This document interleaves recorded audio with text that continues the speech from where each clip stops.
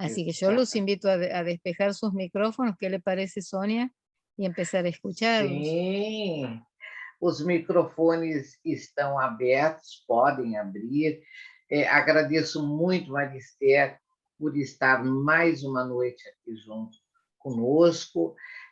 A todos, a PUC, que nos cede esse espaço, não é? E você, de tão longe, com tantos afazeres, nos vem brindar aqui com seus conhecimentos. E o Samuel, para as suas apresentações, seja bem-vindo, boa noite. E iniciando o cirandear aí pelo Samuel. Fique à vontade. Tudo bem, boa noite a todos. Queria começar. Primeiro, eu vou tentar falar devagar, professora. O que me custa, mas enfim, eu vou tentar. Por favor.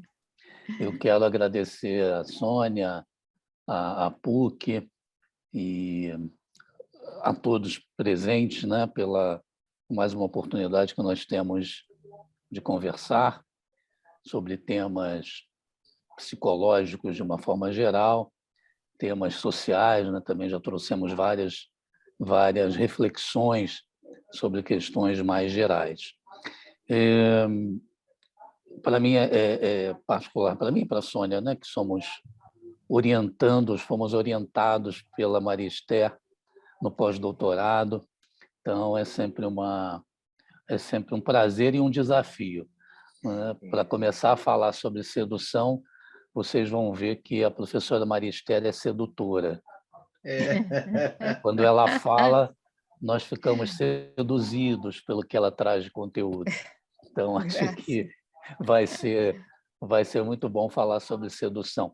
Eu, no sábado, quando nós conversamos, levantei essa questão para a Sônia, né? O que você queria dizer quando falou sobre sedução, porque a Sônia juntou aí dois temas, né? Um tema, particularmente, é o meu tema de pós-doutorado e um tema muito querido para a professora Marister, que é a questão do estrangeiro, e a Sônia, então, juntou sedução e estrangeiro, que de início podia parecer, por exemplo, que foi que eu levantei, você queria falar do quê? Da teoria da sedução, né?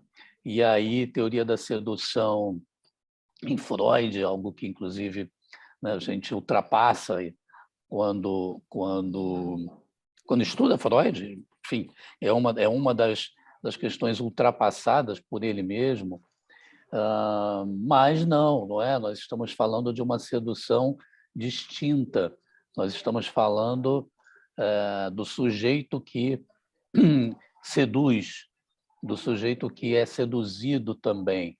Estamos falando desse filho da mãe aí da Sônia, não da mãe da Sônia, portanto, não irmão dela, mas desse filho da mãe, somos De cada um, todos, né? de todos Somos, nós, né? somos cada um de nós, esse sujeito que chega a uma família que ele não conhece, uma família que não o conhece, que vai precisar reconhecê-lo, ele vai precisar reconhecer essa família desse sujeito que, para os estudantes de psicologia presentes, é um sujeito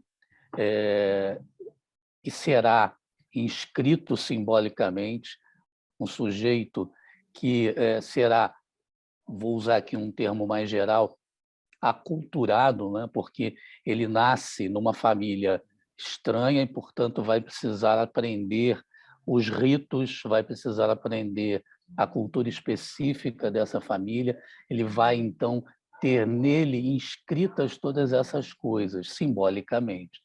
E, por outro lado, inicialmente, ele é o que Lacan nos trouxe, né? Ele é Sua Majestade o Bebê. Então, Sua Majestade o Bebê seduz a todos, né? Sua Majestade o Bebê mobiliza tudo em volta dele. Então, era dessa sedução que a Sônia queria falar, e eu acho muito apropriado, né? O sujeito que nasce estrangeiro numa família e que, aos poucos, não é que ele deixa de ser estrangeiro, porque ele jamais deixará de sê-lo, né? Nós sempre trabalharemos com essa dimensão do estrangeiro. Mas, ao menos nesse aspecto inicial em que ele é um desconhecido e precisa seduzir, né? Quando o bebê chora, e chora porque já sabe, a partir de determinado momento, que vai ter o prazer de ser alimentado por sua mãe, né? Que vai conseguir aquilo que ele quer quando ele aprende a manipular, vou usar aqui um termo que eu acho que é mais apropriado, ele aprende a manipular a sua mãe, ele aprende a seduzir a sua mãe para que ela vá lá e o alimente, para além das questões prazerosas da oralidade, nem estou entrando nelas, mas esse mecanismo, né, comportamental, né, que o bebê desenvolve de trazer a mãe para alimentá-lo, é um mecanismo de sedução, né, um mecanismo de dizer, olha, estou com fome, então vem aqui me alimentar. Então, Sua Majestade, o bebê é digno de toda a atenção, é digno de todos os cuidados e é digno daquilo que a professora Maria Esther nos disse no sábado, ele é digno de uma atenção em que as pessoas dizem assim, olha que lindo que ele é, né? Tudo que ele faz é digno de um elogio. Então, existe aí um processo de sedução que se instala no momento em que chega esse estrangeiro, né? Esse filho que vai desenvolver essa dualidade, quer dizer, ele não desenvolve a dualidade, mas ele vai participar de um processo dual, porque ao mesmo tempo em que ele seduz, ele é também seduzido, né? E essa sedução passa por inscrevê-lo nessa família, nessa cultura. Não sei se avanço mais ou se podemos abrir daqui. Também acho que queria incentivar, como a professora Maria Esther já falou, e a Sônia também, a que vocês participem para que fique uma conversa, né? Para que a gente vá, aos poucos, tecendo as coisas da melhor forma possível. Então, também estou querendo seduzi-los aqui. Não sei se preciso dançar, fazer qualquer coisa, mas se eu dançar, eu acho que vocês não vão ficar seduzidos, capaz de saírem da sala. Mas se poemar, pode ser. Se poemar, pode ser, né? Pode ser. Pode ser. Mas assim, é bom a gente ter uma troca, né? E saber... Porque, vamos lá, voltar ao que eu falei inicialmente. O que me pareceu, quando eu li esse título, foi a sedução. Então, como nós estamos falando para um público de psicologia, de psicanálise, estamos falando da teoria da sedução. E como nós ligamos, fazemos o link da teoria da sedução com a questão do estrangeiro, né? Por isso é que nós levantamos essa questão no sábado. Então, era interessante também saber o que vocês pensaram. Né, bueno, seria... todos aquí hemos sido seducidos, si no, no podríamos estar hablando e intercambiando nada. Partamos de ese punto, ¿no? Verdade. Es decir, porque él o la o los que nos reciben al nacer, que ya nacemos de la tierra, que es el cuerpo de una madre, o sea que no es propia, no es, nacemos en otro lugar, ¿no? O sea, en un lugar que va a meritar que alguien nos lleve durante 9 meses en su vientre. El primer desgarro ya, el primer grito es soy extranjero. El primer grito de un bebé ya es soy extranjero. Ahora, muy bien lo que traía, me parece interesantísimo lo que traía Samuel, y anudaba con el tema eje para mí, porque digo Filo Damay y para mí es Sonia, ¿no? A veces, obviamente sabemos que parir no es tener hijos, es adoptarlos. Tener hijos es adoptarlos. Y para eso hace falta todo lo que ha dicho Samuel de ese otro que recibe y que tiene que de alguna manera poner mucho en ese bebé, porque lo tiene que seducir para que se quede en la vida. Esto que empieza como siendo de un solo lado, pero si yo lo hablo, le hablo, lo toco, lo acaricio. Le empiezo a encontrar, mi familia dicen que es idéntico a esa mamá, que es idéntico a, sonríe, que me sonríe solo a mí. Las madres suelen decir, a mí me escucha y me sonríe.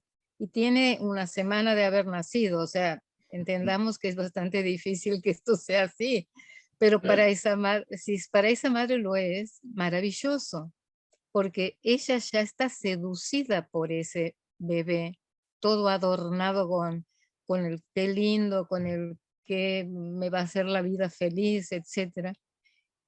El nombre que le ponemos, pero ese bebé después aprende lo que dijo Samuel muy claramente.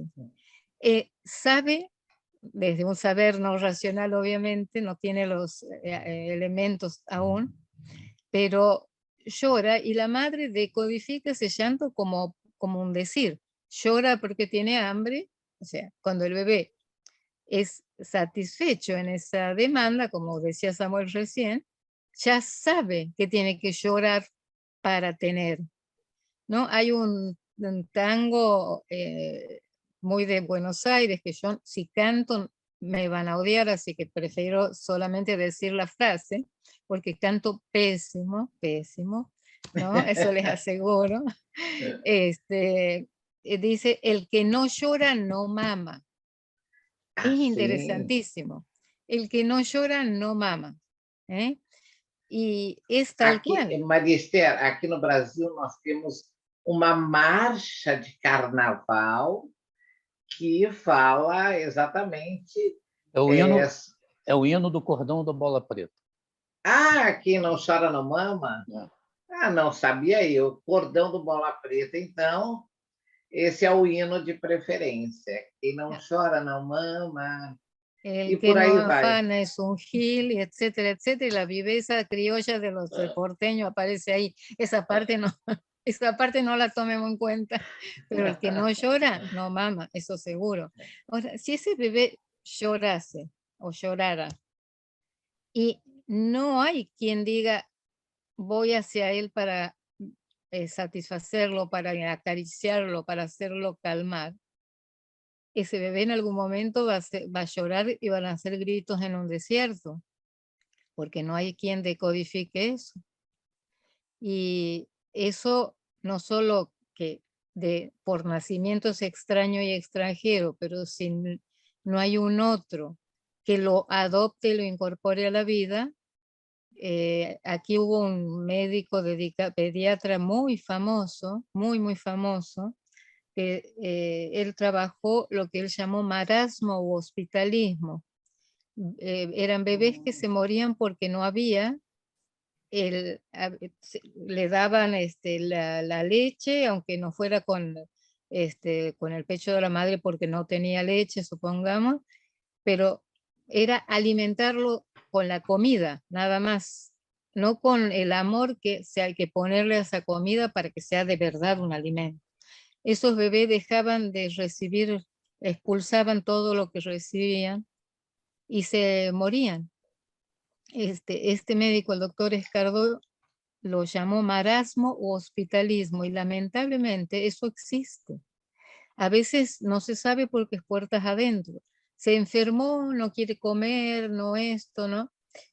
En realidad no hay quien le diga quédate en la vida, quédate conmigo, ¿no? Porque el primer paso, esto que hablaba Sonia y hablaba también Samuel, es que alguien se sienta seducido por el que nació, porque el bebé de por sí no puede seducir si no le ponemos nosotros la carga al comienzo. Ahora, después cuando la linda edad donde empieza, si le sonrío, me sonríe, cuando ya es verdad eso, bueno, todos nos enloquecemos, todos tenemos sobrinos, nietos, etcétera. Y es una locura cuando nos responden. Ahora, nos responden de una manera que entendemos nosotros, no de afuera. ¿Por qué? Porque lo estamos asimilando a nuestra familia. Empieza a ser nuestro y es nuestro bebé. Y ahí tenemos otro problema. ¿Qué pasa si no abrimos las puertas a ese bebé y solo es nuestro. Yo regalo zapatitos a los que están por nacer, siempre lo digo, y mis nueras me odian, no importa. El regalo de los zapatitos es porque les digo, tienen que habilitarlos a que caminen solos, ¿no? Bueno, conmigo están curados de espanto, no es que me odian, pero digo, no cae muy bien. ¿Cómo que se tiene que alejar? Lembrando aqui, não é, nessa nossa roda, Marjorie que entrou agora, se sinta à vontade também para participar da roda, viu? Dar as suas opiniões, suas perguntas. Yo llego hasta aquí nada más. Me encantaría que escucharlos a todos, que intercambiemos. Exatamente. Mas você me fez lembrar exatamente desse bebê que, quando ele chega, o Samuel muito bem designa esse príncipe, esse rei, essa rainha, depois ele começa a exercer realmente poderes de rei, de rainha. Quer dizer, essa sedução começa a promover um estado de desorganização familiar. E, clinicamente, eu vejo muitas pacientes dizendo: eu não aguento ser mãe. Então, nesse trabalho de 18 meses, tendo como foco a maternagem, não é? Eu brinco com todas as minhas pacientes, o pessoal do Mulherando, que ser mãe é aprender na prática, porque não existe doutor Delamare, aqui no Brasil existiu, acredito que ele já tenha falecido, mas o doutor Delamare era uma enciclopédia, ele escreveu uma enciclopédia ensinando o tempo do aleitamento, quantas horas por dia, como trocar fralda. Imagino que a geração que esteja aqui hoje dos 40 anos tenha ouvido falar do doutor Delamare, inclusive um carioca, né? Então, esse bebê começa a se tornar um modelo indesejado, e daí realmente a mãe questiona: que filho é este? No qual eu ofereço a ele todo o carinho, a minha sedução, o meu amor, o meu afago, e essa criança chora 24 horas, não quer se alimentar. Você deu um exemplo muito interessante aí de Buenos Aires. Em 2002, chegando aqui no Rio de Janeiro, eu participei de um grupo da Biomanguinhos, aqui em Manguinhos, na região de Manguinhos, aqui da cidade do Rio de Janeiro. Quem mora aqui conhece, próximo a Bom Sucesso. Uma comunidade onde tínhamos uma média, em 2002, de crianças sendo amamentadas por cães, por cachorras na rua, porque elas eram... as mães acabavam parindo nas suas casas extremamente carentes de qualquer assistência, não é? E os bebês abandonados, não é? Em 2002, a gente tinha uma média mensal, uma média trimestral de 1 a 3 bebês que eram encontrados na rua, alguns já mortos, não é? Outros sendo amamentados por bichinhos que estavam ali na redondeza, não é? E, ao interrogar as prováveis mães, ao buscar saber o porquê dessa região congregar tantos dos recém-nascidos abandonados, não é? Foi aí, em 2002, Maristé, que eu comecei a perceber o quanto o poder da sedução do bebê, da maternidade, dos 9 meses de gestação, muitas vezes solitário, acaba deixando estrangeiro aquele bebê que chega pela via apenas biológica. Tá? Samuel pode até falar um pouquinho mais dessa região de Manguinhos, onde não participei. Esse estudo parou em 2006, mas o Samuel poderia falar um pouquinho, se ele conhece, pelo menos a região, não é? Não, quer dizer, eu não conheço o estudo, mas eu também conheço a região, mas não... É uma região muito pobre, não é? Mas, assim, trazendo o que você falou, primeiro, me parece aí uma falha no processo de sedução. Né? Se existe sedução, ela não está funcionando. Uma ruptura total, né? E aí acho que a questão está muito mais no lado que você estuda, que é a questão da maternagem, porque entre nós nem toda mulher tem que ser mãe, não é?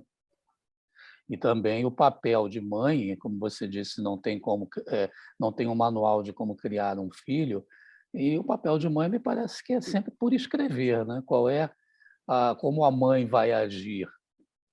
Sei, eu tenho uma amiga que acha que não é boa mãe porque ela não fica, sei lá, 24 horas com o filho. Ela deixa o filho em determinados momentos com a babá. Eu lhe disse, isso não quer dizer que você não seja boa mãe, quer dizer que você é a mãe que pode ser. Tem lá as razões para isso, né? Não havendo ali nenhuma questão estrutural, ela estando bem, a criança estando bem, por que não? Então, me parece que isso tem mais a ver com uma falha com o seu trabalho, Sônia, né? Que é a questão da maternagem, do que com qualquer outra coisa. Então, esse bebê, agora voltando lá para a questão do bebê que seduz, né? Esse bebê é o mesmo, é o que se transforma numa criança onipotente, né? A criança é o próprio falo, né? Estruturalmente é o onipotente, perdão, que vai em busca do falo. E não sei se vocês ouvem, está chovendo tanto aqui, eu estou no andar de cima e às vezes eu não consigo nem ouvir o que eu estou dizendo. Esse barulho é chuva? É chuva, Eu estou no andar de cima da casa, então tá sem, tô com uma acústica ruim. No andar de cima da casa, né? Não está fora da casa. Não, ainda estou seco. Aqui a chuva começou agora também. Então, esse ser se transforma no ser onipotente, o mesmo ser onipotente que vai encontrar a imposição da lei, não é? É o mesmo ser onipotente que vai lá na fase fálica, edípica, encontrar o nome do pai. Então, esse ser que começa a sedução lá no início, né, que se transforma em Sua Majestade o bebê e também na criança onipotente, é que lá mais à frente vai encontrar exatamente esperemos, né, pelo menos que se encontre com a falta, com a ideia de que ele não é onipotente, com a ideia de que lhe falta algo, com a ideia de que ele terá que seguir a vida inteira seduzindo, né? Sendo estrangeiro. Acho que esse é um ponto importante, né? A inscrição da falta num sujeito que nasce e que se transforma num sujeito onipotente até determinado, ou acha que é onipotente até determinado momento. Essa onipotência, ela é alimentada por esse jogo de sedução, porque os pais participam desse jogo, né? Os pais acham bonitinho, até que chega a ser um ponto em que, olha, não admitimos analiticamente, né, não admitimos incesto, não admitimos parricídio, não admitimos algumas coisas e que simbolicamente escrevem algo nesse ser, né? Esperemos que seja a falta, esperemos que a lei seja sempre inscrita e que o retorno, quando existir, seja no simbólico e não no real, né? Porque senão estamos falando de psicose, não de neurose, De neurose. ou no mínimo que haja aí uma negação da lei, uma negação que leve à perversão, desde que ela não seja patológica, mas vamos ter um ser que começa seduzindo, vai seduzindo, chega, enche-se de poder e, de repente, encontra um obstáculo, né? Uma barreira a esse exercício do poder. E, enfim, não sei, acho que chegou até aí, talvez já. É o processo de castração chegando, não é? E Maria Esther lembrou Sí. no sábado a importância do processo de castração, não é? Y sin eso no tenemos por qué seguir la vida. Yo escuchaba alguna vez a algún paciente decir, y bueno, pero a mí me falta mucho por hacer. Entonces yo le decía, qué suerte, pues si le falta mucho por hacer, hay motivo para continuar. O sea, la vida nos seduce de alguna manera, si no, no nos mantendríamos vivos. Esto es, más allá del pasaje del bebé ya en adelante, cuando Freud nos habla en psicopatología de la vida cotidiana de los accidentes caseros, de las pequeñas o grandes lesiones, autolesiones, etcétera, estamos hablando siempre, como decía Samuel recién, de neurosis, no de insomnia, de neurosis. Esto que parece un accidente, que lo vivimos como tal, puede ocasionarnos una explosión en la casa. Me olvidé prendida en el fuego una jarra, una pava de agua, y la pava se secó y después empezó a salir gas, ¿no? Etcétera. Esto, no vi el semáforo, no me di cuenta que justo se ponía en rojo y crucé igual, calculé mal, creí que iba a poder cruzar, etcétera, etcétera. Que habrá que ver qué sentido tiene para cada quien, por supuesto eso es singular, es único, ¿no? Y si se lo pregunta como problematizando esto. Pero esto está en la vida diaria, por eso digo, algo de la vida nos seduce para darnos cuenta a tiempo de apagar el gas. Algo de la vida nos seduce para que, ay, no, casi cruzo, pero no crucé, ¿no? Entonces, la vida está sostenida por cada uno de nosotros, porque antes nos sedujeron para que entremos, pero también tenemos que, ya responsablemente después, lograr poder poner la carga de cada uno lo más simbólico y productivamente en el mundo, porque si no se nos acaba la seducción por la vida. El ejemplo más pesado que yo encuentro, que lo hemos charlado muchas veces aquí con mis colegas, especialmente Sonia y Samuel, es si no ponemos la pasión, la pulsión, el patos a circular por algo productivo, creativo, se vuelca sobre nosotros mismos. Y el ejemplo más claro es el punto de melancolización en la neurosis, que todos pasamos por esto, porque todos pasamos de duelo en duelo, por decirlo de alguna manera, la vida, pero hay momentos en que es difícil salir de ese lugar. Ahora, también está el melancólico como melancólico psicótico. Toda esa pasión, pulsión está puesta sobre sí mismo. Así que no hay nadie más apasionado que un melancólico. No puedo poner nada por fuera, ¿no? Entonces, la vida nos seduce, pero nosotros ponemos algo en el mundo para que nos alojen y nos den lugar. Porque en este grupo maravilloso que tenemos hoy aquí, de distintas latitudes. Nos estamos escuchando y eso es alojar, eso es, nos interesa lo que cada uno de ustedes y cada uno de nosotros podemos decir. Si no estuviera este espacio, tal vez habría otras formas, pero si no encontramos ninguna forma de poner en movimiento ese patos, pasión, pulsión, lo vamos a poner encima nuestro y nos vamos a melancolizar. Entonces, la vida hay que ponerle como ese cirandeo que decía Sonia temprano. Yo me lo imagino movimiento, ¿no? Uma Participación. roda. Roda. Entonces, creo que se trata de eso, ¿no? Cuando hacemos amigos, cuando hablamos para que el otro nos hable. Aquí estamos hablando fundamentalmente Sonia, Samuel y yo, pero yo creo que los tres lo que queremos es que también ustedes hablen, ¿no? Sería un juego interesante de hacernos un lugar todos con todos. Así que a mí me encantaría escuchar comentarios y aportes, seguramente tienen mucho para decir. Enquanto eles estão tímidos. Tímidos.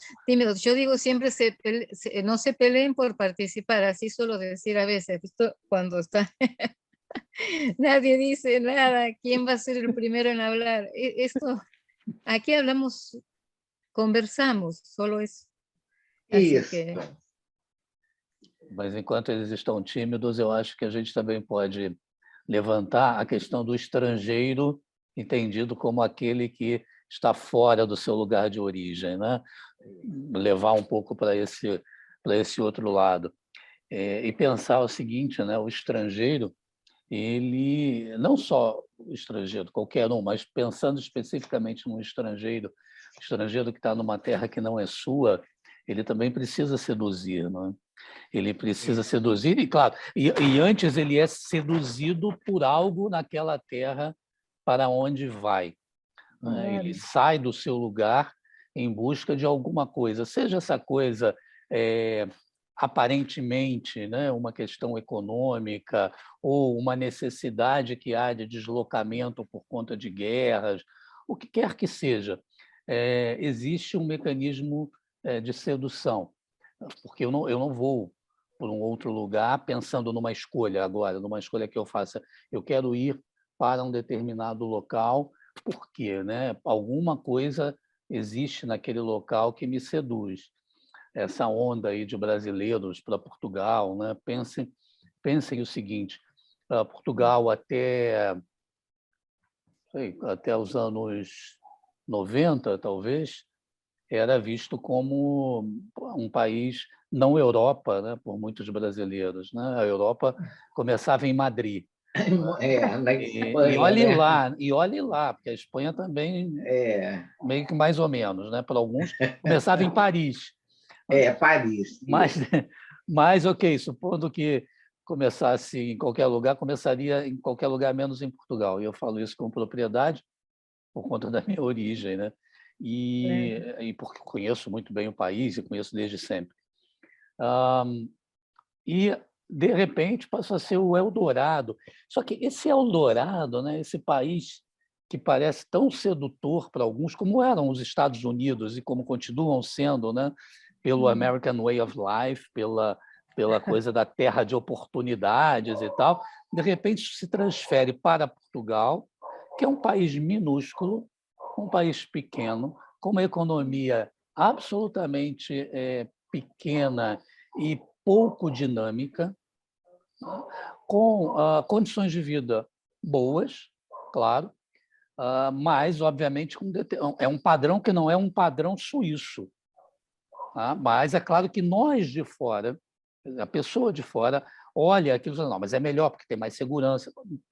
Nem discuto isso, com certeza tem mais segurança, com certeza tem muitas coisas boas. mas também tem muitas coisas más. E nós, quando vamos nesse processo de sedução, vamos sempre focar, é claro, né, aquilo que é bom. E nós normalmente vemos isso de fora, vemos isso como aquele que vai visitar, aquele que ainda não participa da vida daquele lugar. Existe aí um mecanismo de sedução. Então, imagine, vou eu agora, falei Portugal, porque faz parte da minha pesquisa, mas podia ter falado qualquer outro país. Vou eu, ou aqui dentro mesmo, um país desse tamanho como o Brasil. Não, eu agora vou sair do Rio de Janeiro para morar em, sei lá onde, em Curitiba ou em Manaus. Por quê? Porque eu tenho a percepção de que é mais seguro. Pode ser, com números você pode fazer essa comparação. Há algum elemento de sedução nesse processo. E quando você chega, quando você deixa de ser estrangeiro nesse sentido e passa a se relacionar com o lugar, com as pessoas, etc., muita coisa muda, não é? Você precisa seduzir e precisa continuar sendo seduzido por aquilo que lá está. Ou então a frustração ela se instala, né? Então, A Célia colocou aqui para você, Samuel. A grama do vizinho é sempre mais verde e sedutora, não é, Célia? Exatamente, né? Nós vemos hoje também, aqui dentro do próprio Brasil, um retorno do êxito rural, né? O êxodo rural, que foi a saída da terra, da propriedade agrícola, da fazenda, do sítio, para a cidade, hoje muitos buscando a propriedade agrícola, as cidades menores, não é? Porque também são seduzidos exatamente pela segurança, por valores econômicos mais viáveis de se viver, desfrutar um pouco mais a vida, não é? Então, todos esses indicadores de sedução, se assim pode se chamar, não é? Também temos esse movimento, que eu acredito não ser apenas aqui do Brasil, não é? Mas se estenda também por outros países, esse retorno. Não é? Eu penso que é humano, não é, Sônia? É uma questão humana. Exatamente porque te falta é que você vai em busca. E é claro que nós temos que, ainda bem que nos falta, e ainda bem que vamos em busca. No caso do estrangeiro em países...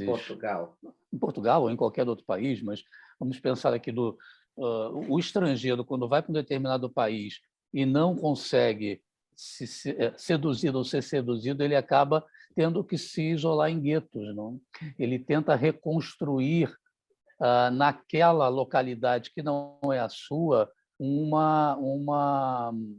algo que é da sua própria origem, não é? Ele acaba fazendo esse movimento, porque não há exatamente a inscrição.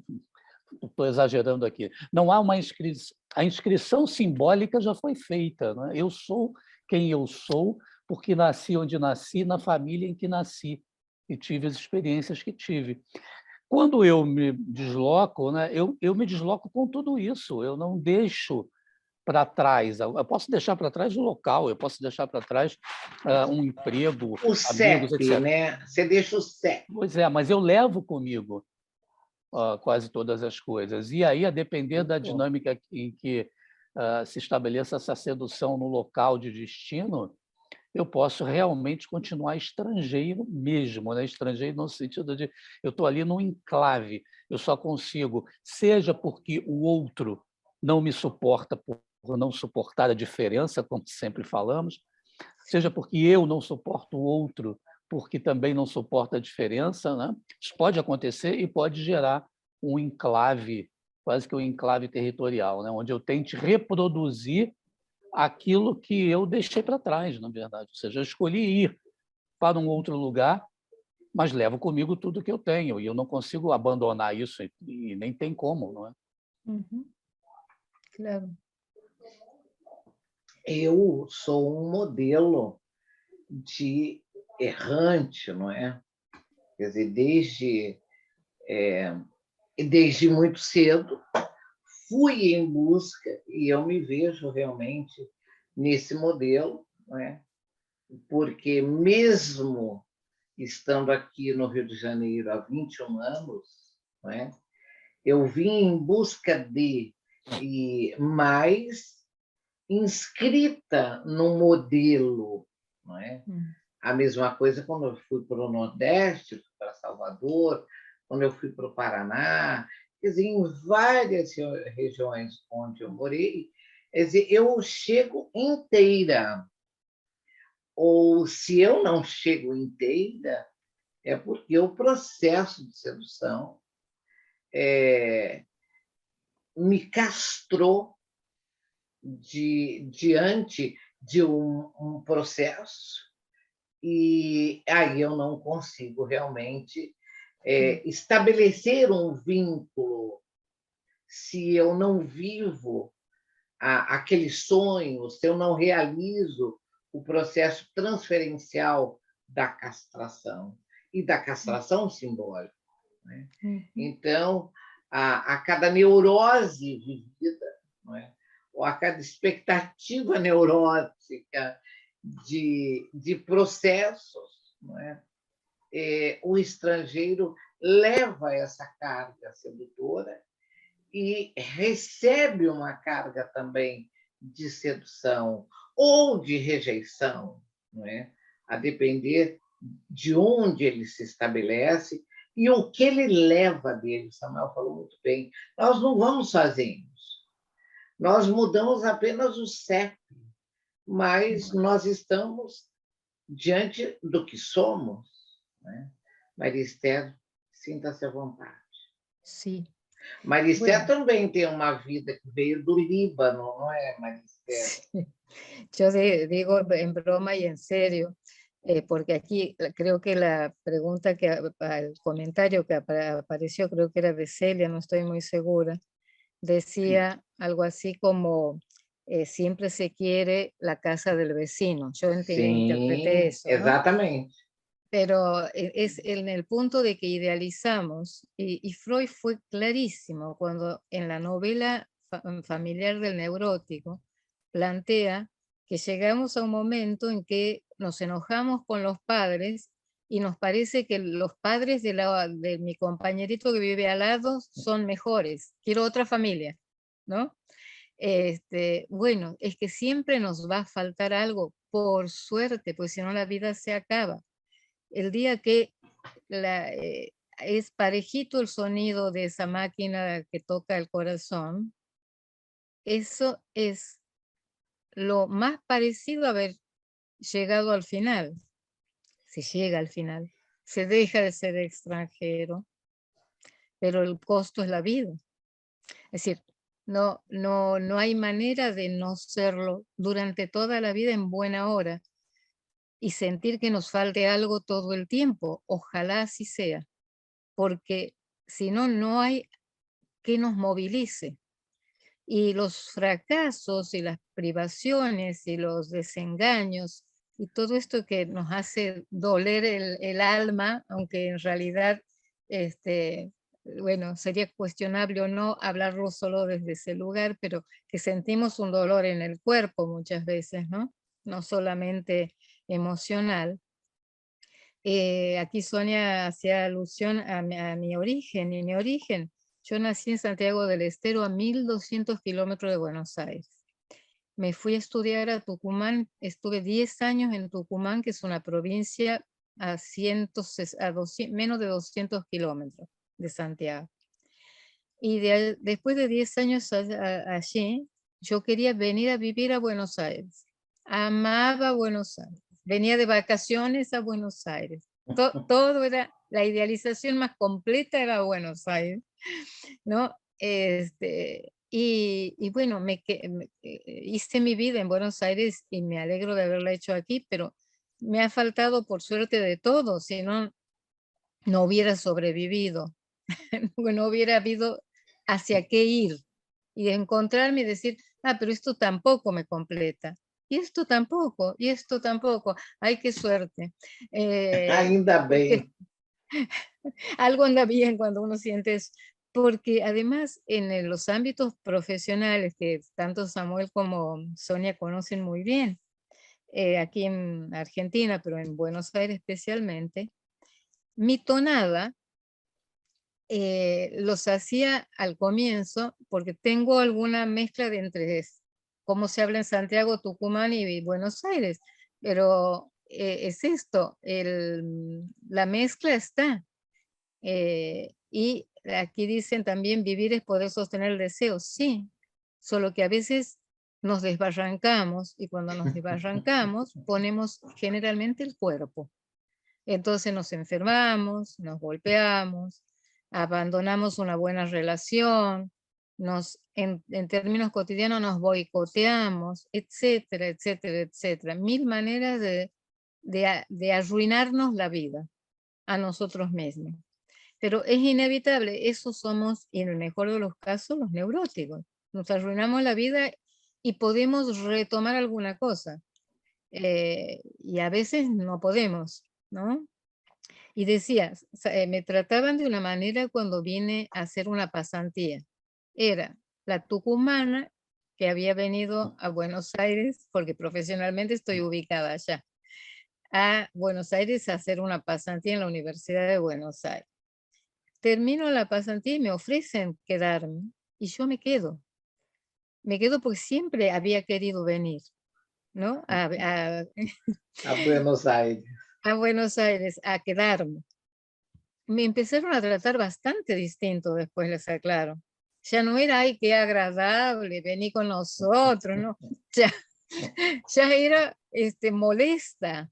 Entonces, la extranjería, que es estructural y estructurante, que gracias a la extranjería sobrevivimos, porque hay algo que no nos completa, los que nos trasladamos de una provincia tan del interior como Santiago de Tucumán a Buenos Aires, que es donde, comillas, ocurre todo, ¿no? Esta especie de idealización, pero es muy unitario este país, no es muy federal que digamos.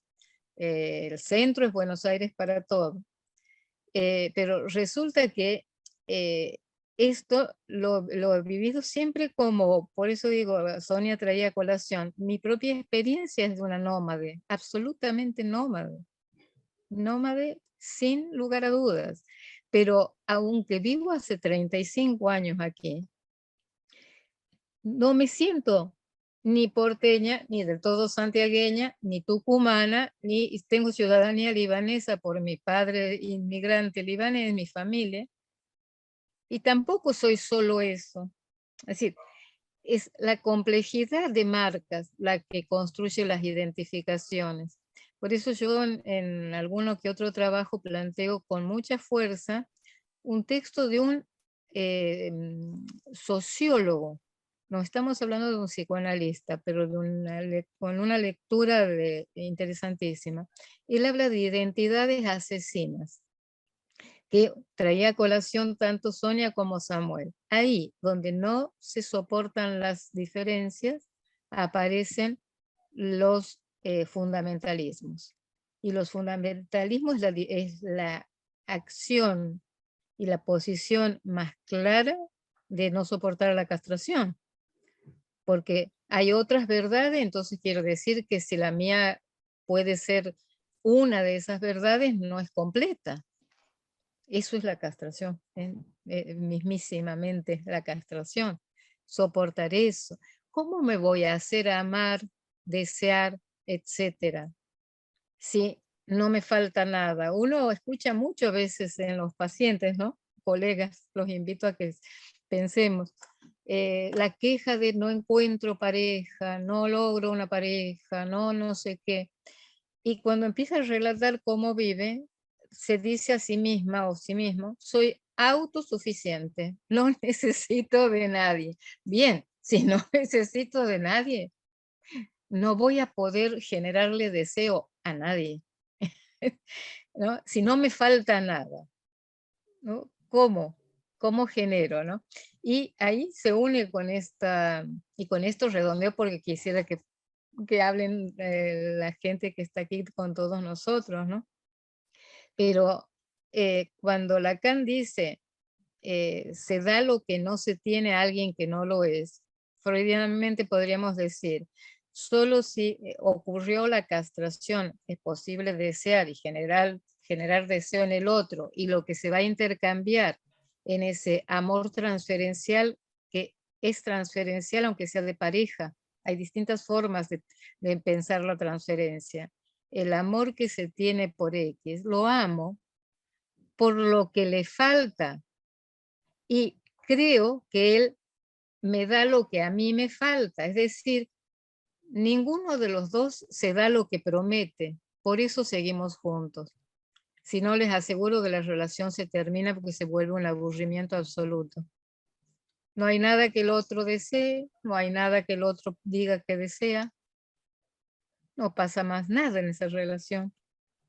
Porque además, súper redondeo, prometo, yo me entusiasmo y hablo de más. El amor es pensable en los 3 registros: simbólico, imaginario y real. ¿Qué es lo que nos enamora del otro? Me enamoré de la mirada, no de sus ojos. Me enamoré de la voz, no del aparato de fonación. Me enamoro del objeto que el otro es para mí. Por eso a muchas nos seducen las palabras. Yo estoy primera en la lista en eso. Digo, si no, no estaríamos hablando aquí. Pero digo, este amor que uno siente que lo primero, miren, una confesión total, estamos entre amigos. Lo primero que conocí con el que fue mi marido, con el que sigue estando cerca mío desde algún lugar, fue una reunión de lectura de poesías. A mí me enamoró escucharlo. O sea, volvemos al punto.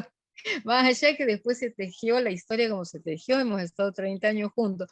Pero digo, lo que nos enamora es el objeto que somos para el otro. El bebé es ese objeto para el otro. Por eso, si no lo alojamos como eso que nos faltaba, no vamos a poder seducirlo a que se quede. Pero resulta que, como contradicción aparente, si no lo soltamos para decirle, no me basto con vos, necesito del mundo, no vamos a tener un hijo neurótico. Probablemente va a ser un psicótico. Entonces, por exceso o por defecto, lo que importa es la proporción, ¿no? Y bueno, un poco esto. Ya me fui, já les conté minha história. Pronto, Samuel, a Célia está perguntando, né? E Jossami também, né? Para vocês. Muitos se sentem estrangeiros dentro do próprio país e dentro da própria casa. Sim. Os estrangeiros dentro deles mesmos, na verdade. Não é? Não é exatamente a casa, o país, é o sujeito. Exatamente o sujeito. Mas ok, eu entendo que numa dimensão mais senso comum ou mais fácil, talvez, de entender, é como nós dizemos solidão acompanhada. Não é? Você está no meio do Rock in Rio, mas se sente absolutamente só com aquela gente toda do seu lado. Mas isso, assim, então, tem a ver com o sujeito. Não tem a ver com o Rock in Rio, não é? Tem a ver com aquilo que te falta, tem a ver com aquilo que você busca. E às vezes, a gente precisa de ajuda. Por isso estão aí as clínicas psi, de uma forma geral. A gente precisa de ajuda mesmo, né? Precisa de auxílio para compreender aquilo que busca. O que a professora Jossami trouxe é muito, muito interessante, né? Porque nós nos apaixonamos por coisas absolutamente abstratas. Não é? Nós nos apaixonamos como ela disse, pela voz. Não é a voz, porque tem algo ali, existe algo ali, né? É pela beleza. Não é exatamente a beleza, o que é beleza, não é? Na verdade, é o que você pensa ser, o que te seduz naquela beleza, especificamente. E lembrar que nós sempre vamos em busca do objeto impossível, né? Estamos sempre... Por isso, nós temos a falta. A falta é porque nós sempre vamos em busca de algo que nunca encontraremos. Não é a outra pessoa que vai me preencher em absoluto. Até porque a outra pessoa também tem falta, né? Ela está buscando alguma coisa que também é impossível. E assim seguimos, e assim vamos construindo a vida. Hay un poeta uruguayo, Benedetti, que lo deben conocer probablemente. Él decía, una soledad tan acompañada. Yo creo que todos vivimos en soledad acompañados, o no, pero una soledad acompañada. O sea, nada nos va a llenar. Claro, claro. E fazendo aqui uma junção, professora, já que a senhora gosta tanto da música e a vida, né? O que é o que é, né? É um pouco a música do Gonzaguinha, né? O que é o que é. O que é a vida, né? A batida de um coração, é uma doce ilusão. A vida é tudo isso. E pronto, buscamos, ainda bem, algo que não vamos encontrar. Sim, vamos encontrar, não é? Queremos uma casa, compramos uma casa e vemos que a casa não nos basta. É preciso ter algo na casa. Aí colocamos coisas na casa que também não nos preenchem. E assim vamos, não é? A economia agradece, as empresas agradecem, os indivíduos agradecem porque geramos... Enfim, e assim vamos. Assim caminha a humanidade. E as clínicas agradecem. As clínicas agradecem muito. Mas eu lembrei também, quando eu vi a Marister, sobre esse olhar, esses subjetivos, né? O enamoramento, o apaixonamento dos jovens adolescentes, não é? Quando ela fala do simbólico, do imaginário e do real, não é? Aquele sonho de um primeiro beijo, da sedução, em pedir aquela garota ou aquele garoto em namoro, não é? A falta que é sentida quando um dos pares não vai para a escola ou não vai para a pracinha. Então, é exatamente a ausência, a falta que nos faz ir para a pracinha, descer para o playground para esperar. Eu contar aqui uma particularidade. Eu, quando era adolescente, pré-adolescente, talvez, o dia que eu mais gostava da semana, e acho que isso acontece com um monte de gente, era segunda-feira, porque eu ia para a escola encontrar a Carla. Exatamente. E nos finais de semana eu não tinha como, portanto, era segunda-feira, não é?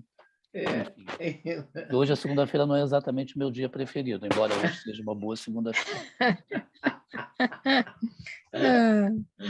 Mas exatamente,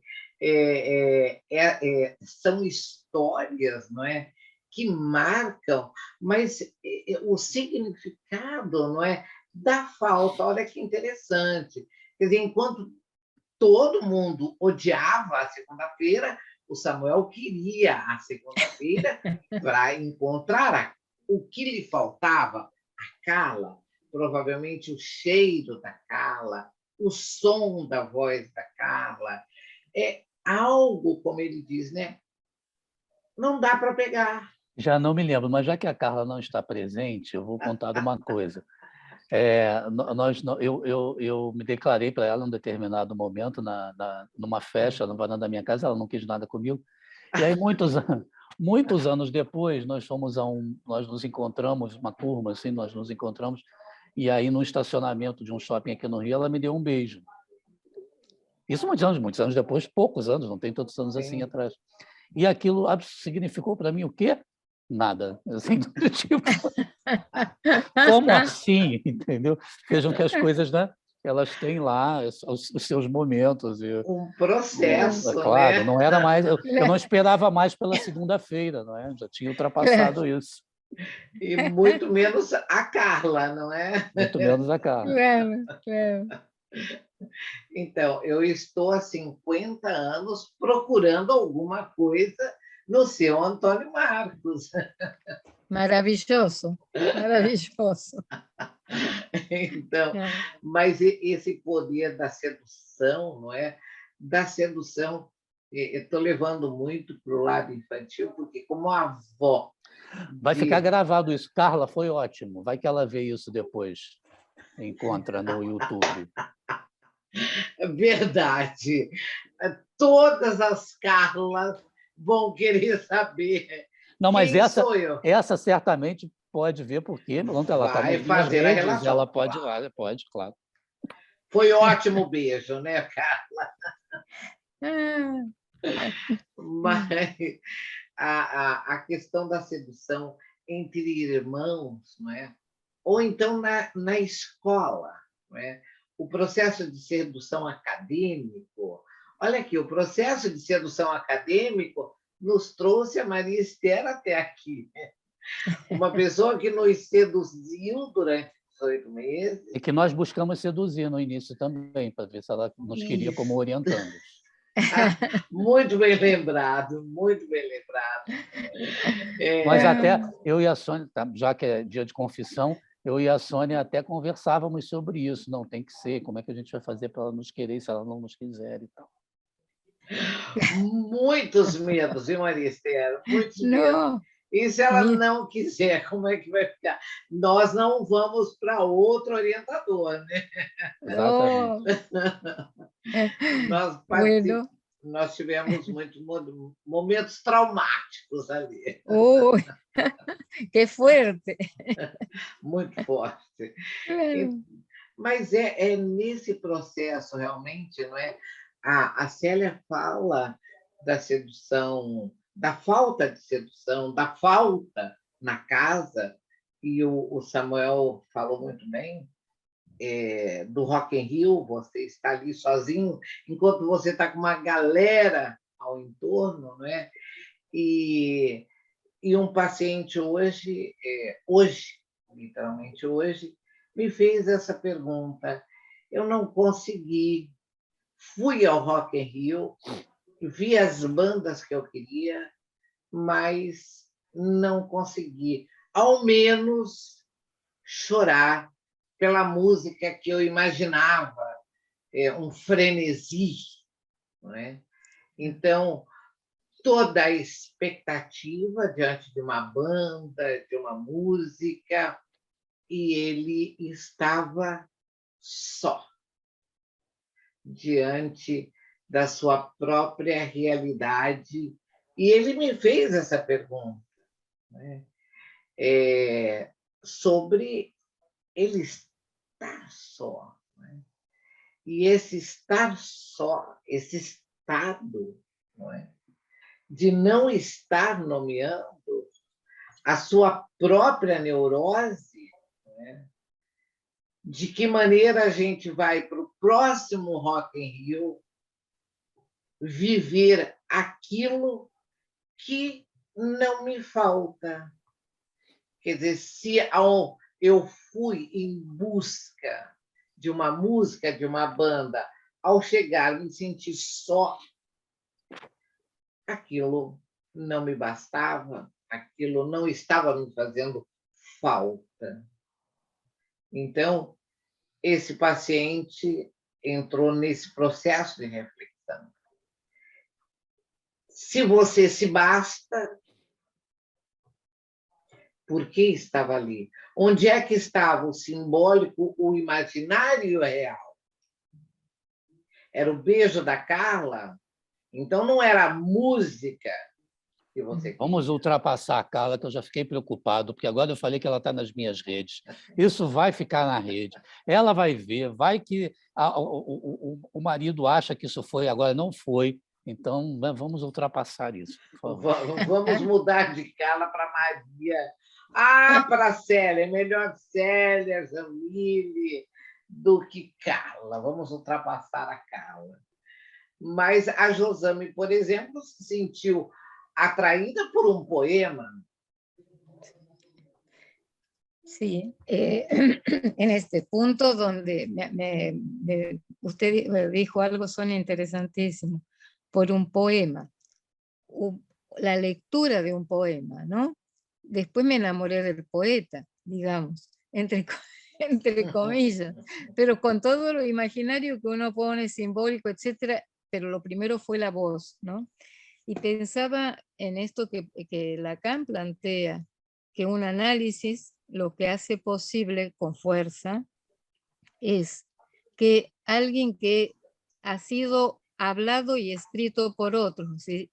Alguien fue poema y en un análisis adviene poeta.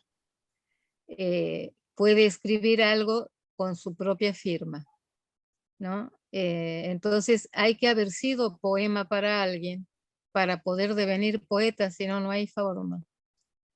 El psicótico no ha sido poema para nadie. Nada, para nada. ¿Mm? Se é psicótico, Bueno, nenhum poema, nenhuma música vai... no hay nada que lo arme, que lo sostenga. Sim, está completo, né? Ele está em tese completo e a culpa de tudo está no outro, na verdade. Não, a coisa está no real, né? No tiene ni cómo, ni con qué defenderse, Não, ¿no? não é. Es este punto, pero por eso digo, somos letra para alguien. Como sea que se escriba, alguien no se escribe, no se inscribe, sino después no hubiéramos podido escribir, ni música, ni letra, ni nada. Hablar es escribir, pero alguien me escribió para que yo escriba, ¿no? Digo, por eso siempre es reconociendo los dones que alguien nos otorgó y poder ir después con nombre propio hacia adelante, pero es agradeciendo lo donado, ¿no? A eso Lacan le da un nombre muy interesante. El amor hereje, dice, es el del neurótico que puede pasar del ser poema a ser poeta. El amor canalla es no reconocer que nadie le dio nada, es una posición bien canalla, bien perversa. No le debo nada a nadie. A Soy, negação. ¿no? Entonces, es interesante porque creo que todos los presentes reconocemos maestros o reconocemos los dones que nuestra historia nos ha hecho posible para llegar aquí. Si no, este espacio no hubiera sido posible de llevar a cabo, ¿no? Así que por eso yo creo que el psicoanálisis es una forma de pensar la vida, además de que nos permite una clínica. Y esto lo decía Sonia al comenzar. Es un trabajo pensado en forma transversal. Y yo creo que la prueba está en todo lo que está surgiendo aquí, ¿no? Así E que, olha, você, quando falou sobre a voz, não é? sí. Nós estamos... Bom, eu, em 1980, durante 16 anos, fiz rádio, não é? Então, eu me lembro das pessoas me encontrarem na rua depois e, ao me ouvirem falar, fazerem a associação. É você. Atualmente, também pela CBN, a PUC tem um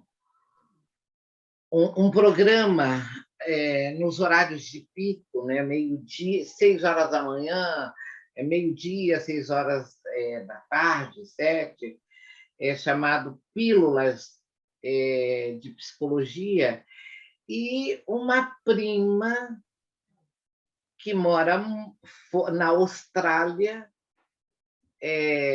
ouvindo a CBN, ouviu a minha voz e entrou em contato comigo. É você? Eu falei, sou eu. Claro. Então, mas eu me lembrei agora, né, Samuel e Jussami, a questão do século XXI e da rede. O enamoramento pela rede. Sim. Sem, muitas vezes, ver a face do outro, mas o que o outro escreve, o que o outro fala. Então, esse processo de sedução, aí devolvo para vocês dois, não é um pouco patológico nestas primeiras décadas do século XXI? Ir em busca de uma sedução nas redes sociais, onde não se sabe quem é, se é realmente aquela voz, onde que o simbólico e o imaginário real vai se estabelecer. Bueno, no sé qué, me parece a mí que es un tema importantísimo el que trae Sonia, porque yo creo que da para pensarlo desde más de un lugar, porque cuando uno conoce a alguien en vivo y en directo, digamos, no en la época de las redes, y el alguien le cuenta una historia y cada uno puede creérsela totalmente. Es un riesgo tan parecido al que ocurre en las redes.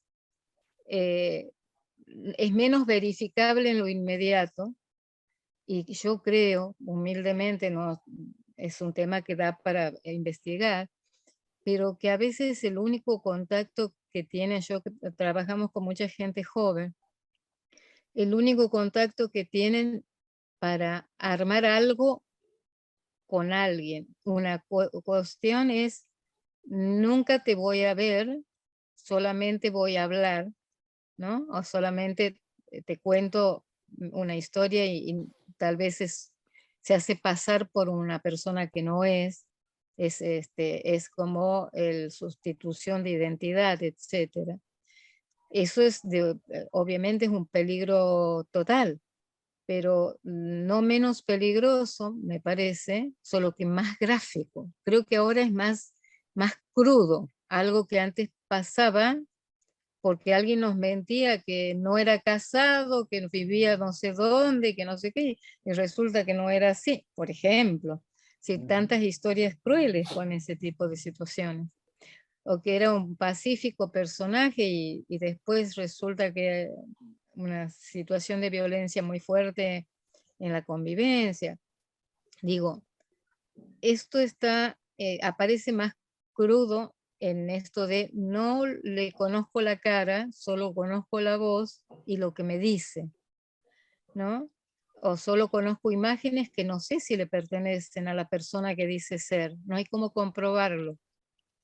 Si pasa de las redes a la, comillas, realidad, se comprobará o no, pero hay un periodo de seducción y de encandilamiento que se ve como más graficado en esto que usted trae, Sonia, y que sí es, en todo caso, algo con lo que trabajamos, y yo en ese sentido digo siempre, trato de hacerles un lugar a otros códigos, ¿no? También trato de aprender de eso, porque si mi paciente me dice, me encontré con fulano, sé que me vio, pero me cortó el rostro. No sé si ustedes entienden qué es cortar el rostro, es no le di lugar, no le hice caso, no la saludé. Y yo a propósito pregunto, ¿en dónde se encontraron? O sea, presuponiendo la respuesta, pero no, yo no sé nada. Y me contesta, y en las redes, ¿en dónde más? Porque hoy es un instrumento con el cual hay que aprender a convivir y a medir a las proporciones, pero hay que aprender a convivir. Está instalado y vino para quedarse. Y si faltaba algo para que esto se acentúe, vino la pandemia. Digo, hay muchas cuestiones ahí en juego. Digo, yo no diabolizo las redes, tampoco las endioso, pero creo que como todo requiere como un cuidado como analistas nosotros, de no rechazar esa modalidad, porque si no, no nos van a hablar nuestros pacientes. O sea, si yo a un paciente le dijera, bueno, pero ¿cómo en las redes no sería mejor que te encuentres? No lo haría nunca, pero digo, vamos a suponer. Yo creo que no vuelve más, que no me habla más, que no quiere más sesiones conmigo y tendría razón, porque le estoy bajando una dirección como la que debe ser.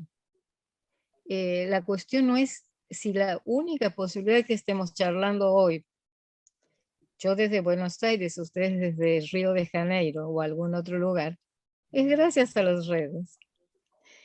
¿Por qué no aceptar que hay muchas relaciones que pueden iniciarse de esa manera? Que habrá que ver qué curso sigue, si después se conocen en la realidad y esto prospera o no, que como padres o como analistas mismos, yo me preocupo por mis pacientes, por supuesto, porque corremos el riesgo del anonimato, ¿no? De que no sabemos con quién hablamos. Pero son son como las cuestiones que hoy nos enfrentan a nuestro lugar como analista, ¿no? Y especialmente de la gente joven que nació con las redes en la mano. Entonces las tengo que tomar, porque si no, no me va a hacer lugar en su mundo, ¿no? Es esto. Yo lo pienso así, de todas maneras me hace dudar millones de cosas, pero yo lo pienso así. De hecho, tengo pacientes de la pandemia que ingresaron en pandemia con esta modalidad de Zoom, que nunca los vi en forma presencial todavía. Y bueno, entré con el código que era posible, el de estar viéndonos en la pantalla y hablando. Es esto, ¿no? También la clínica nos está enseñando a ser como más abiertos para esto, porque si no, es como que nos quedamos paralizados, ¿no? Pero bueno, yo estoy diciendo esto sin ninguna seguridad, estoy probando, ¿no? Porque no hace tanto que trabajo de esa manera. Así que yo pienso eso. Hay el mismo peligro que conocerlo en un bar y que nos diga que nació en no sé dónde y que vive en no sé qué lugar. Miren, en Buenos Aires, que es tan grande, y Río, por lo que entiendo también, Brasil en general, pero Río, aquí familias dobles hay muchísimas que nunca se llegaron a enterar más que cuando alguien falleció, que tenía una familia armada a pocos kilómetros de Capital y otra en Capital. Eso a la orden del día, pero eso ocurrió antes de las redes, ¿eh?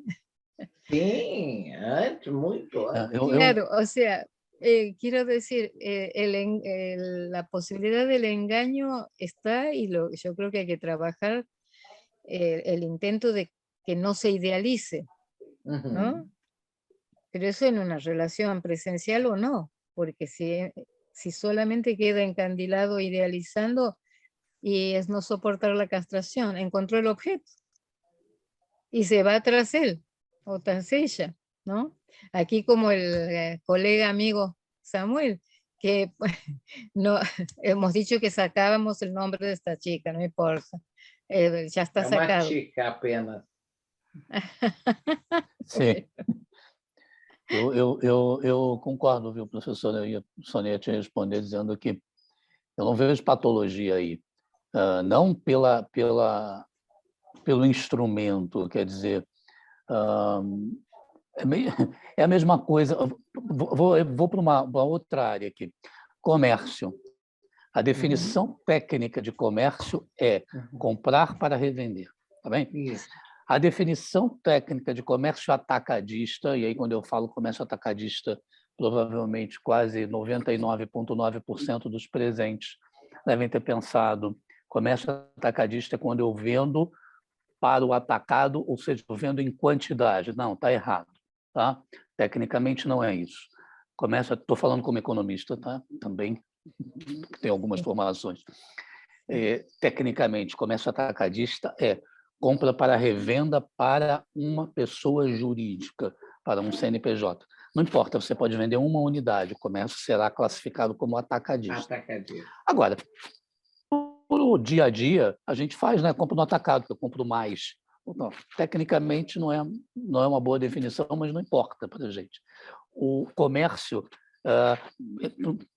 uma coisa que me serve mais ainda do que essa distinção entre atacado e varejo, o comércio, seja atacadista, seja varejista, ele sempre aconteceu indo à loja, não é? Aí passou a acontecer via eletrônica, né? Comércio eletrônico. Ele deixou de ser comércio? Absolutamente não. Eu acho que ele possibilita uma escala muito maior, talvez uma facilidade maior. Não é? Eu compro da minha casa, uma certa comodidade, se eu puder classificar assim.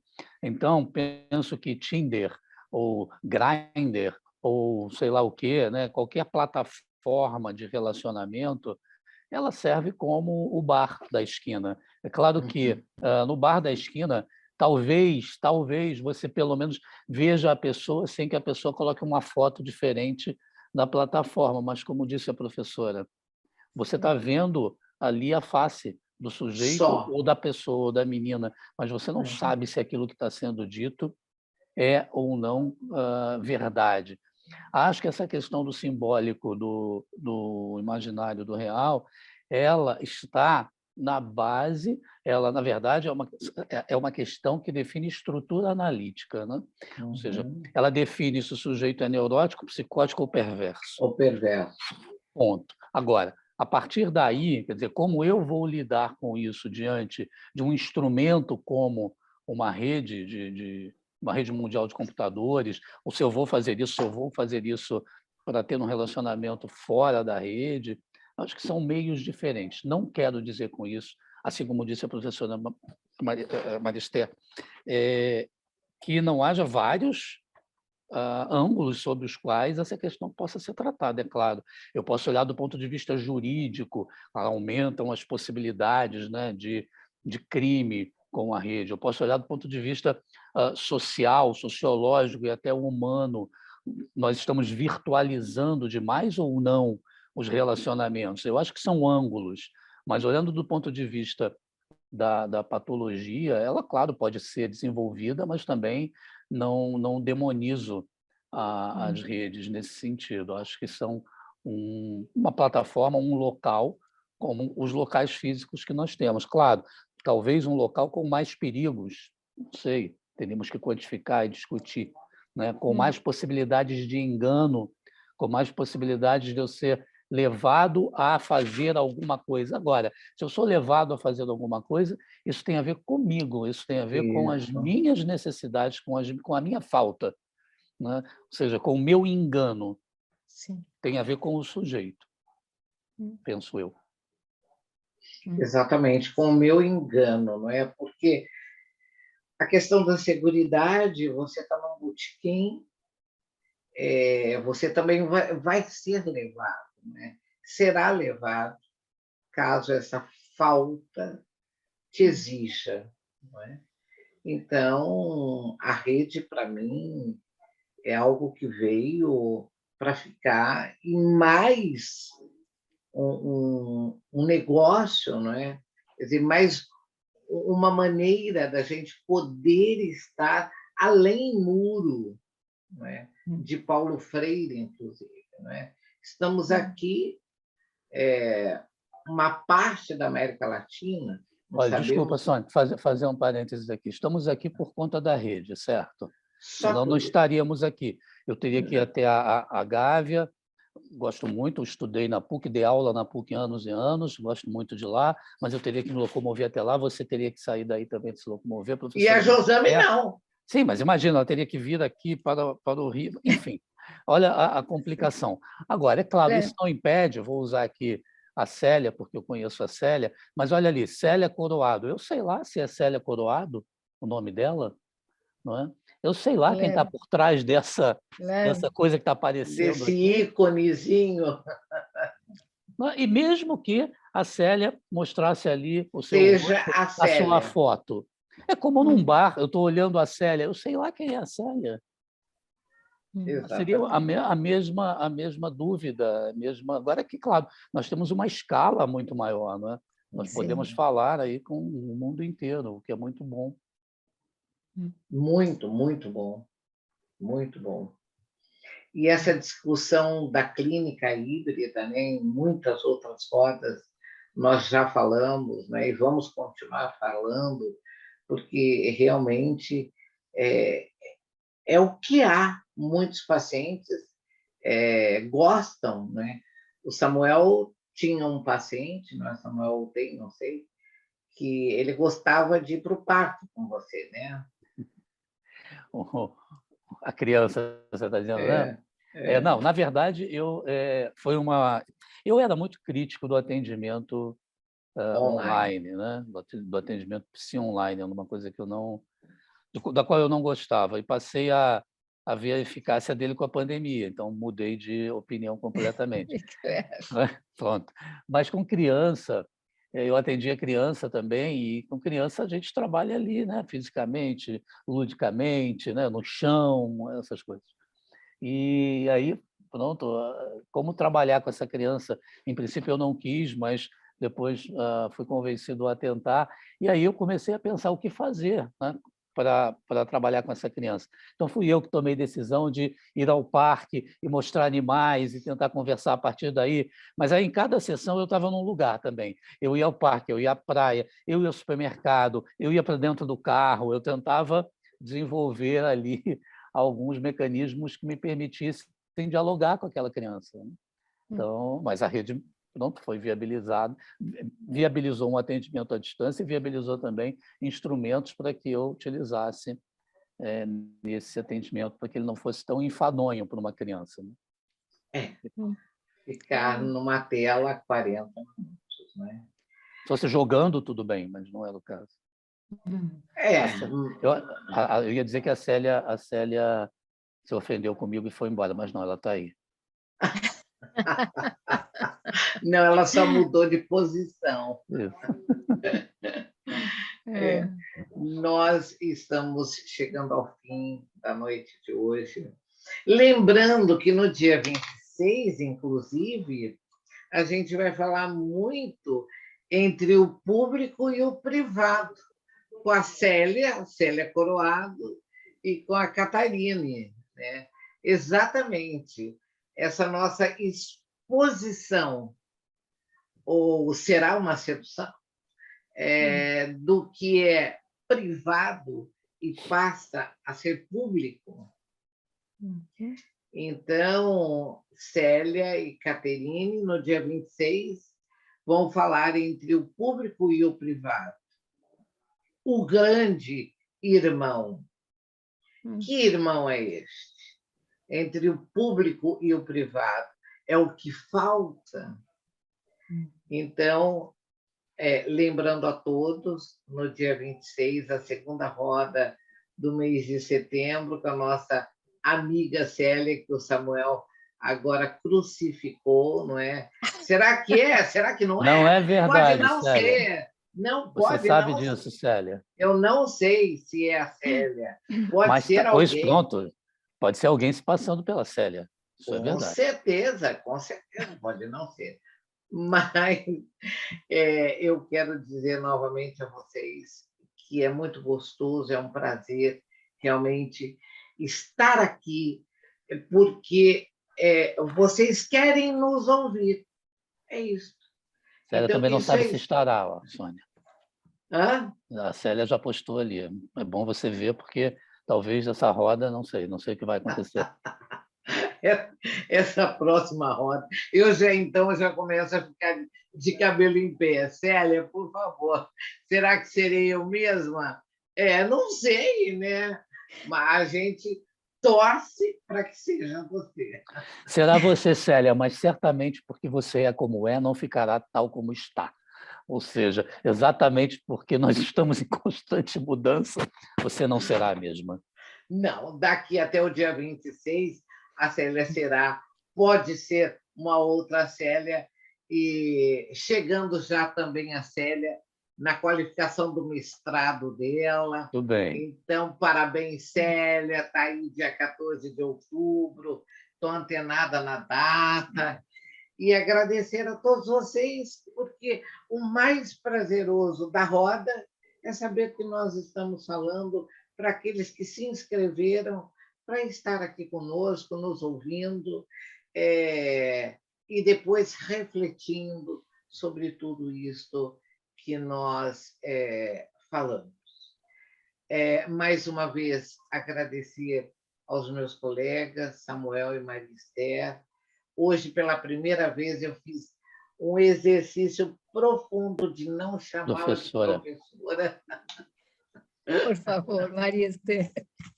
Eu não consegui ainda. Hoje eu fiz um exercício mental. Quero lembrá-los que sábado, dia 10, é o Dia Mundial da Prevenção ao Suicídio. Lembrando que nós estamos no Setembro Amarelo, não é?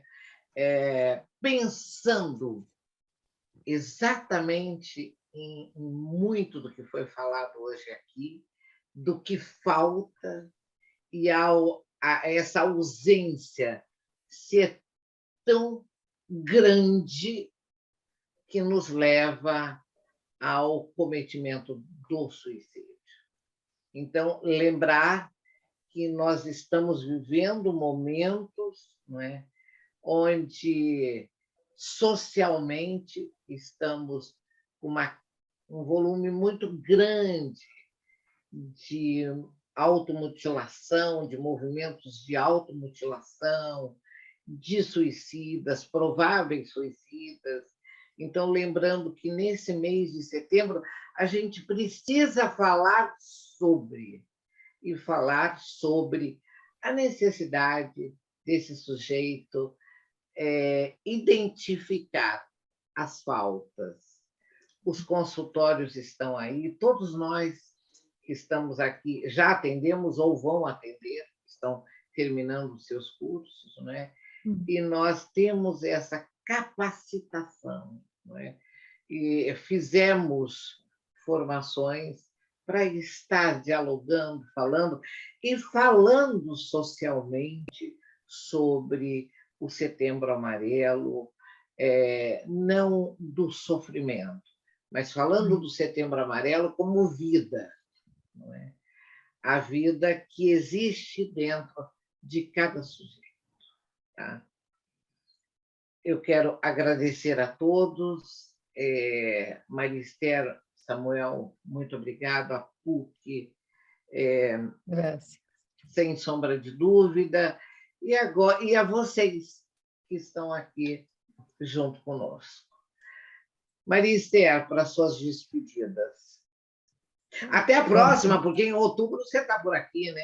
Hasta la próxima, hasta en noviembre nos toca. En octubre, novembro. sí. Outubro, acho que é outubro. Octubre. outubro. Sí, tengo anotado. Un placer enorme estar con todos ustedes. Muchas gracias por todo. E você está com um português fantástico. Português. A Célia entendeu tudo. Hoje é dia da Célia. Tem a Beatriz, fiquei quietinha aqui, mas ouvindo tudo. Adorei. Muito obrigada, Beatriz. Muito obrigada, Isabela, Juliana, Lígia, Nora, Célia, Clélio, Lília e os que já saíram. Tá? Samuel. Obrigado a todos. sempre um prazer conversar, sempre um prazer, enfim, conversar, foi o que a gente fez, não é? Levantar questões, nem sempre a gente é feliz naquilo que fala, mas normalmente a gente fala e espera que isso ecoe de alguma forma e que ajude as pessoas a pensarem, né? Porque é assim que se constrói o conhecimento, né? Acho que a teoria do conhecimento vem daí, vem dessa espiral que se alcança a partir do momento que a gente levanta questões e levanta possíveis explicações. Não somos, obviamente, donos da única explicação possível, nem donos de verdade alguma. O que nós sempre buscamos, acho, é uma aproximação de uma pequena verdade que nós acreditamos naquele campo do saber. Então, até a próxima. Obrigado a PUC, obrigado, Sônia, professora. Uma graça e Eu que passe quero, bem. eu quero dizer que a Beatriz fez um comentário, fiquei impressionada com a Maria, entendendo tudo. Olha, Mas, Bueno, gracias. Obrigada. Obrigada, não é? E a Nora diz, graças, nos vemos em outubro. Então, muito é bem. isto. Muito bem. Muito boa noite, muito obrigada, e até o dia 26. E Maria é isto. Maria Esther é esse exercício do diferente. Ela seduz, eu não disse que Ela é seduz? sedutora, só isso. Gracias a todos Beijo a ustedes. todos. Un gran Beijo. abrazo. Abraço, Hasta luego. obrigada, tchau. Chao.